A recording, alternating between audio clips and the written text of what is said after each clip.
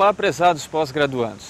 Vamos dar início agora ao vídeo da disciplina Trabalho, Sociedade e Resistência na História Brasileira.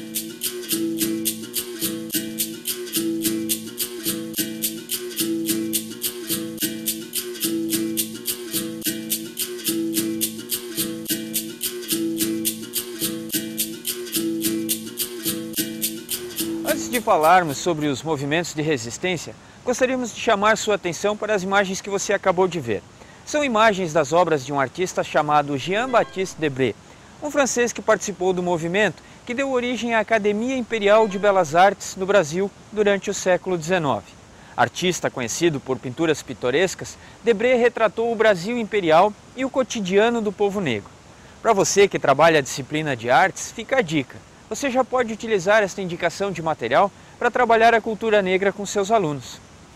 Para iniciar, convidamos você a seguir seus estudos nessa disciplina com entusiasmo e dedicação, pois só assim poderemos refletir sobre as discussões propostas no material preparado para você, que se interessou em querer aprender mais sobre a cultura afro-brasileira.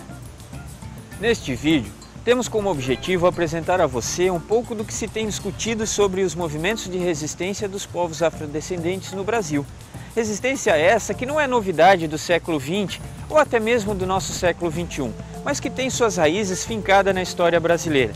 E mais, acompanha os povos africanos desde os processos de capturas aos quais os negros eram submetidos ainda em solo africano.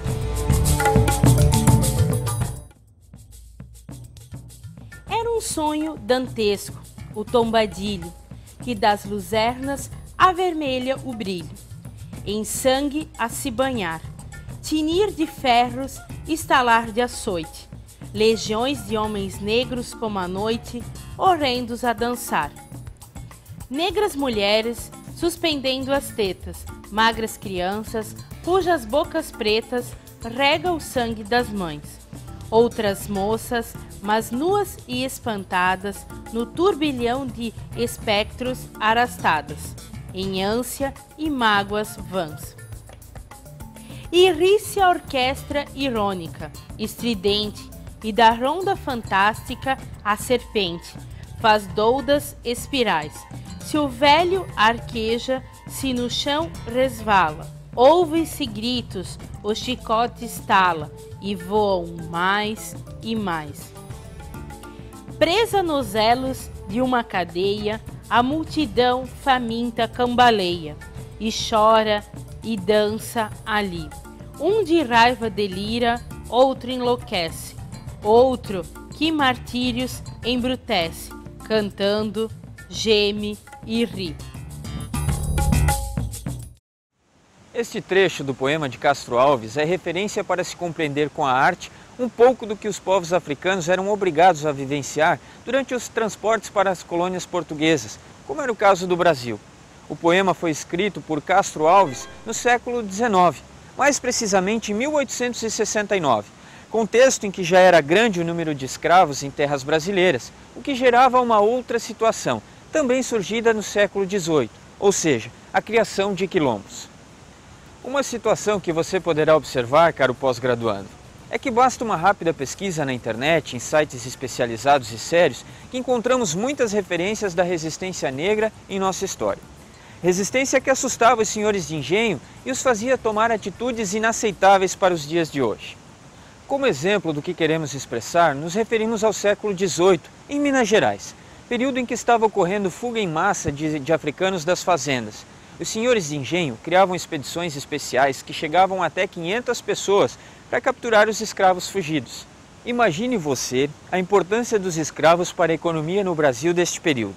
Além do fator econômico, havia também a fuga de escravos que os senhores de engenho tentavam impedir aplicando castigos físicos severos aos negros que fossem recapturados, como, por exemplo, cortar o tendão de Aquiles dos negros e assim impedir que tentassem fugir novamente. A resistência dos negros no aspecto histórico é nosso primeiro ponto abordado neste vídeo.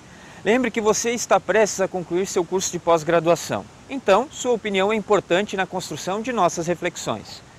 Como segundo ponto, falaremos sobre outra forma muito presente de resistência, que é cada dia mais incorporada pela sociedade, ou seja, pela forma cultural. Por meio da cultura é possível perceber a presença de muita influência da cultura afrodescendente no que podemos chamar de cultura brasileira. Estas influências ainda passam pela alimentação, sendo os mais famosos a feijoada, o acarajé, para citar alguns, e vai pela música com seus ritmos e instrumentos, artes dramáticas como várias personalidades negras, por exemplo, expostas nos canais de comunicação nos dias atuais. Passa também pela literatura, como já citamos Castro Alves com seu famoso Navio Negreiro, como também Lima Barreto e Cruz e Souza, autores que você vai conhecer melhor no seu material de estudos. É ainda com relação à cultura que vamos convidar algumas pessoas que desenvolvem atividades relacionadas à cultura negra para nos darem algumas demonstrações de seu talento e contribuírem com o nosso conhecimento. Como terceiro ponto da nossa videoaula, falaremos sobre algumas personalidades negras e sua influência para a história da sociedade brasileira. Pessoas que participaram de situações em que sua bravura, sabedoria e comprometimento com o ideário de uma vida livre para todas as pessoas, independente da cor da pele, os guiaram.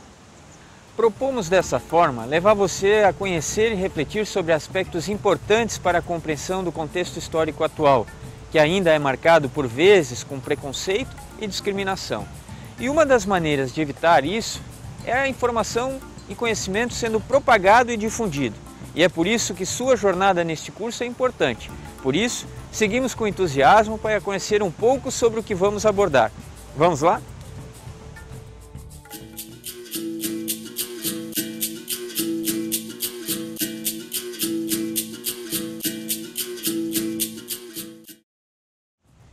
Ao abordarmos a história dos movimentos de resistência, poderíamos abordar vários momentos históricos, mas isso já faremos ao decorrer do nosso caderno de estudos. Para que você se sinta provocado a estudar a história dos movimentos de resistência, vamos conversar agora com o professor Ricardo Morte, coordenador pedagógico da disciplina de História na Rede Municipal de Blumenau, Santa Catarina, que é também secretário estadual do Movimento Afrodescendente. Em sua prática profissional, Morte trabalha na formação de professores para atuarem com a temática da obrigatoriedade do ensino da história e cultura da África e dos afrodescendentes. Como primeira pergunta, gostaria de saber: por que é importante os professores trabalharem sobre a história da África e dos afrodescendentes na história do Brasil? Bom, a história do Brasil ela é construída com a presença de várias etnias. Dentre elas, nós encontramos os africanos. E é importante que se trabalhe a história do povo africano para garantir o reconhecimento desse povo na construção da nossa história.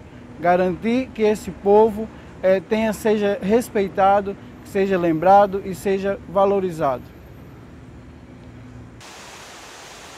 Em sua opinião, como está o movimento afrodescendente em Blumenau e em Santa Catarina? Uma vez que nós temos a Lei 10.639 de 2003, que diz que as escolas devem trabalhar com a temática da cultura e da história do povo africano e dos afrodescendentes. Então, ainda falta muito, apesar de termos o Fórum da Diversidade Étnico-Racial, que tem feito um trabalho em busca de possibilidades de entrar na escola, mas ainda nós sofremos com a falta de responsabilidade, provavelmente, de algumas instituições de não possibilitar o trabalho relativo às questões dos afrodescendentes, não só nos municípios, mas também na rede estadual.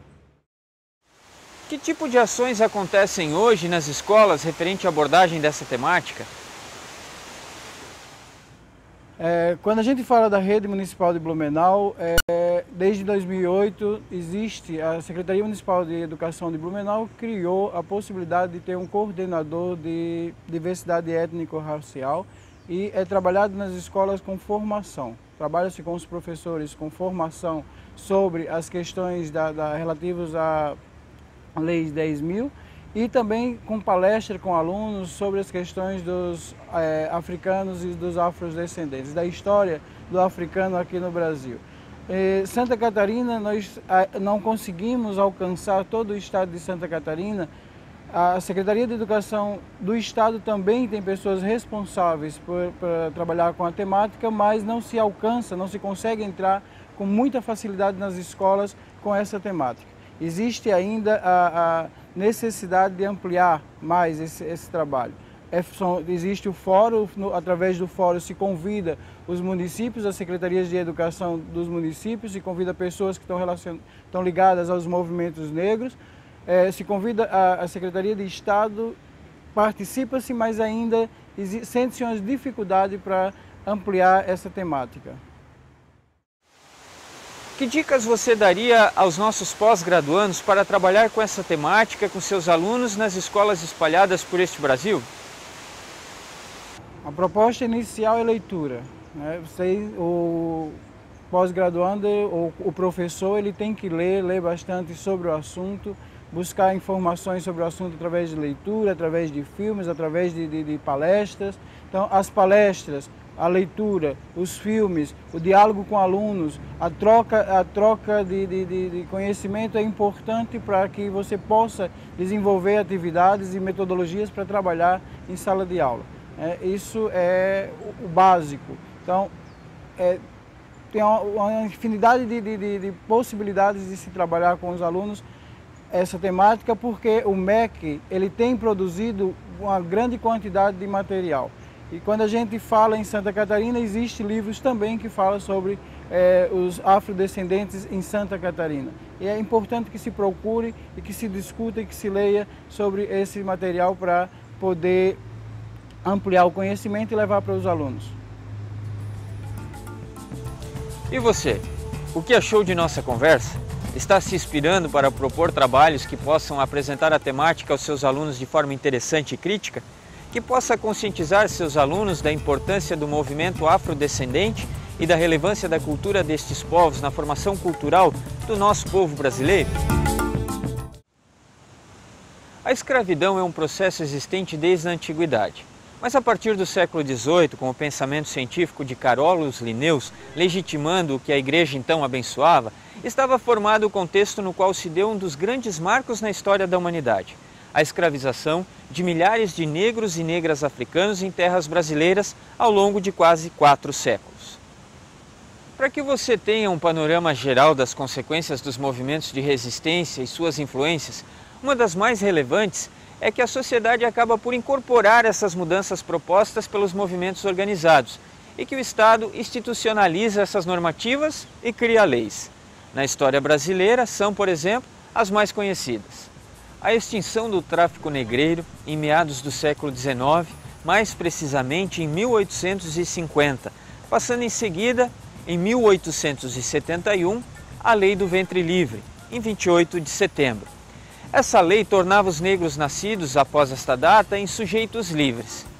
Passados 14 anos, em 1885, a Lei Saraiva e Cotegipe dava liberdade aos negros com mais de 65 anos. Por isso, ficou conhecida como Lei do Sexagenário.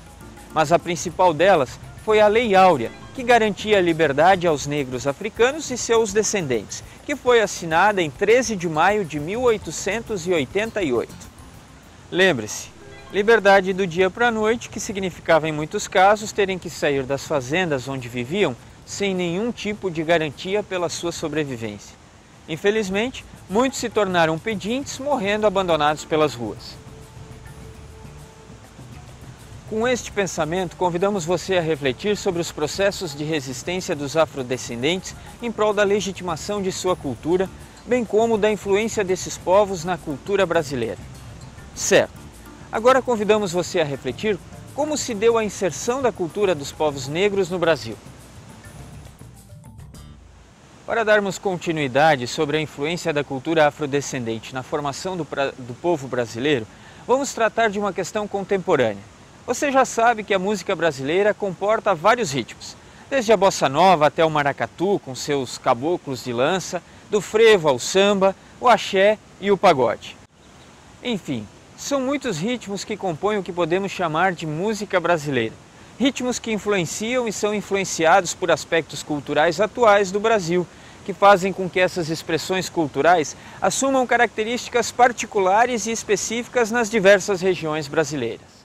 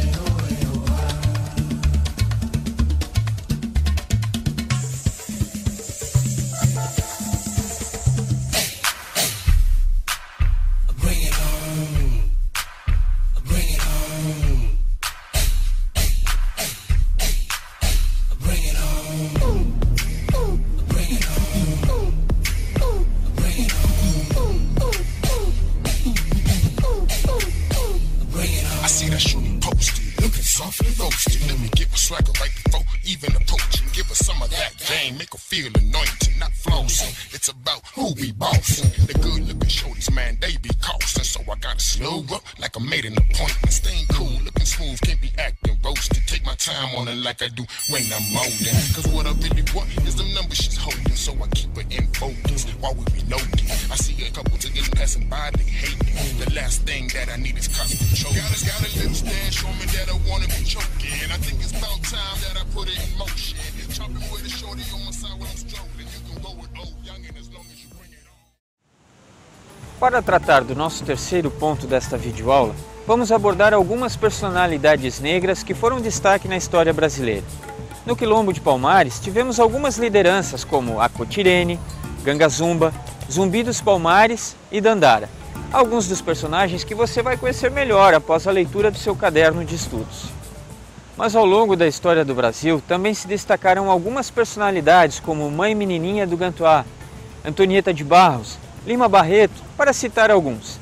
Aproveitamos nesse momento para indicar a você o site www.palmares.gov.br como um excelente endereço para você poder pesquisar sobre estas e outras personalidades negras que contribuíram para a nossa história, no Brasil e no mundo. Pessoas que influenciaram na política, nas artes e na religião, como foi o caso de Mãe Menininha, nascida ao final do século XIX na cidade de Salvador, estado da Bahia. Seu nome era Maria Escolástica da Conceição Nazaré. Descendente de escravos, desde criança já havia sido destinada a ser Lialorixá, uma líder espiritual da religião africana, em um terreiro, fundado por sua bisavó, uma escrava filha de pais vindos da Nigéria. Esta é uma personagem importante, pois foi ela a primeira a abrir as portas de seu terreiro para brancos e católicos. Contribuiu assim enormemente para acabar com as restrições impostas aos cultos religiosos do candomblé pela Lei de Jogos e Costumes, do ano de 1930. Entre uma das restrições da referida lei estava o horário para a realização dos cultos. Outro feito importante desta líder negra foi convencer aos líderes da Igreja Católica a aceitarem a entrada de mulheres africanas com seus trajes tradicionais na Igreja Católica para assistirem às missas. Um grande feito para a época e que contribuía para o processo de aceitação da religião afrodescendente no país. Outra personalidade que destacamos para você nesta videoaula é Lima Barreto. Este personagem, também filho de escravos, nasceu em um período anterior ao da abolição. Talvez um dos fatores que tenham contribuído para sua trajetória como cidadão brasileiro. Desde novo, mostrava aptidão para as letras. Seus pais, então, se esforçaram para garantir formação adequada para seu filho, que se tornou jornalista, escritor e importante membro na luta contra a escravidão no Brasil. Escritor famoso que se tornou, escreveu 11 romances, sendo o mais famoso e conhecido a obra O Triste Fim de Policarpo Quaresma. Também contribuiu com diversos jornais, tendo por fim uma aproximação com os ideários anarquistas.